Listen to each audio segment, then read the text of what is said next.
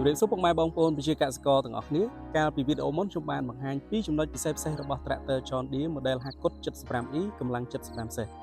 បាទសម្រាប់ថ្ងៃនេះខ្ញុំបាទនឹងបង្ហាញ3ចំណុចពិសេសៗបន្ថែមទៀតជូនពុកម៉ែបងប្អូនទស្សនាអញ្ចឹងកុំឲ្យខាតពេលយូរតោះទៅទស្សនាទាំងអស់គ្នា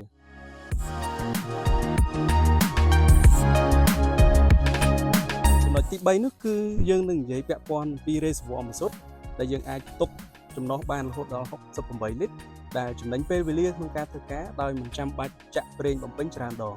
ហើយជាពិសេសយើងមានសោសុវត្ថិភាពនៅទីនេះទៀតបាទចំណុចទី4គឺពាក់ព័ន្ធនឹងប្រព័ន្ធលើកដាក់អូតូនៅខាងក្រោយនេះអាចលើកទ្រទម្ងន់បានរហូតដល់2500គីឡូក្រាមឬក៏2តោនកន្លះអញ្ចឹងពុកម៉ែបងប្អូនមួយចំនួនអាចច្នៃទៅតាមតម្រូវការពុកម៉ែបងប្អូនជាទូទៅយើងប្រើសម្រាប់បំពាក់ជាមួយនឹងកលលើកដាក់ឬក៏អង្គប់ពីដីហើយបងប្អូនមួយចំនួនទៀតច្នៃសម្រាប់ដាក់ស្តែនបាញ់ថ្នាំបាញ់ទឹកជាដើមបាទចំណុចទី5គឺពាក់ព័ន្ធនឹង PTO នៅខាងក្រោយនេះ PTO នេះយើងមាន2ជម្រើសគឺជម្រើសស្តង់ដានិងជម្រើសសំចៃបាទសម្រាប់ PTO នេះប្រើបានច្រើនមុខងារមែនទែនពុកម៉ែបងប្អូនអាចប្រើសម្រាប់វាយដីប្រើសម្រាប់កាត់ស្មៅ